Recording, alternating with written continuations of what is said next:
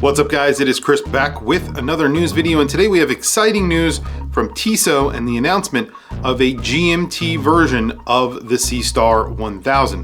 Before we get into it, please don't forget to like, subscribe, hit that bell icon. It is super helpful for the channel and I very much appreciate it. So let's take a look at some of the details on the yet to be released Tissot Seastar 1000 GMT.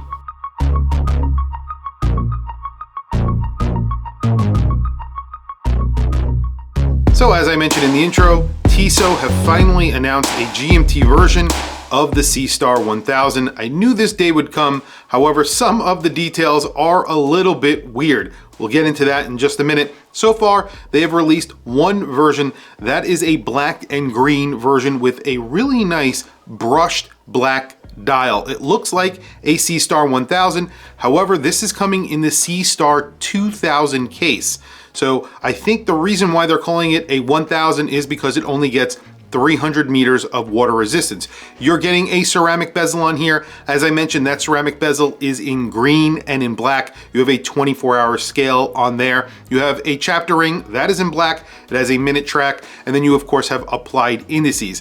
The dial itself is a little bit busy. At the top it says Tissot 1853, that's their logo. Just below the 12 o'clock index, and then of course above the 6 o'clock index we get the Seastar logo. It says Powermatic 80, 30 bar or 300 meters of water resistance. Below that in red it says GMT, and then below the 6 o'clock index it says Swiss made. So there is a lot of text on the dial. You have the date at the 3 o'clock, you get fence post hands, the large fence post hands that we are used to from Tissot for the Seastar. These are loomed and usually loomed pretty well. And then of course you have that second hand with the T counterbalance. The GMT hand here is an arrow. It's a little bit of a stylized arrow, and it is also loomed. So you have a little bit of a red accent on this watch, which looks good.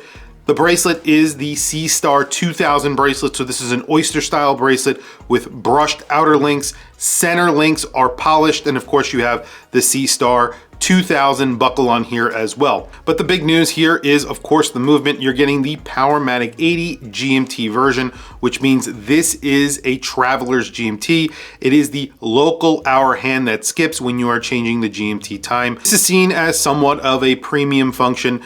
It is obviously the way that GMTs work for Rolex and of course Grand Seiko. So a lot of people call this a true GMT. Not a lot of people agree with that. However, this is a traveler's GMT and it is the local hour hand that skips. Of course, it is a Powermatic 80, so you still get 80 hours of power reserve. It's automatic and it is made by ETA. This is actually a very good looking watch. However, like I said, it is in 46 millimeters, which is very different from the current Tissot Seastar 1000s. All of those are in 43 millimeters. For one reason or another, they put this in a larger case with 46 millimeters. You have a 15.4 millimeter thickness. So this isn't much thinner than the Seastar 2000.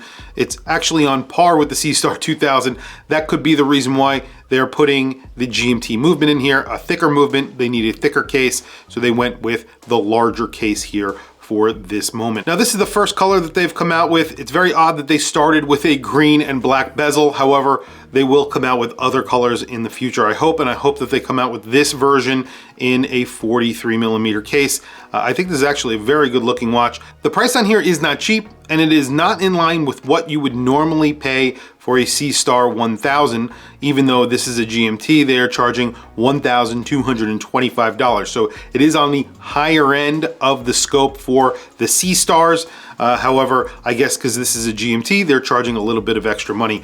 If this comes out in a 43 millimeter version, I think this would be a real winner, and I would love to get this one on my channel for review, or any other colors they eventually come out with. I do want to mention that this is a ceramic bezel and it is unidirectional, not bidirectional. So definitely keep that in mind as well. So they haven't really done much with the case. It's a Seastar 2000 case with of course that Powermatic 80 GMT movement inside. Tell me what you guys think down in the comments below. It took Tissot way too long for them to start using these movements in their watches. I'm glad that they have. However, this should have happened a little while ago, and hopefully they will come out with this in smaller versions for, you know, people with smaller wrists. Anyway, guys, tell me what you think down in the comments below. I want to hear from you guys. What do you think of this watch? What do you think of what Tissot are doing here? I really like the look of this watch. I just wish they came out with it in the 43 millimeter version and the 46 millimeter version.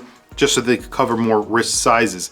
Of course, the Powermatic 80 GMT is a great movement, and obviously seeing it in another watch is always good news. Tell me what you think down in the comments below. Please also don't forget to like, subscribe, hit that bell icon. It is super helpful for the channel, and I very much appreciate it. Please follow me on Instagram. My Instagram is WatchChrisBlog, all one word. I have some links in the description. Those links are to Joma Shop. If you click those links and buy anything, it helps support the channel. It doesn't cost you anything extra. However, I very much appreciate it. Anyway, thank you for logging on. I'll catch you guys in the next video.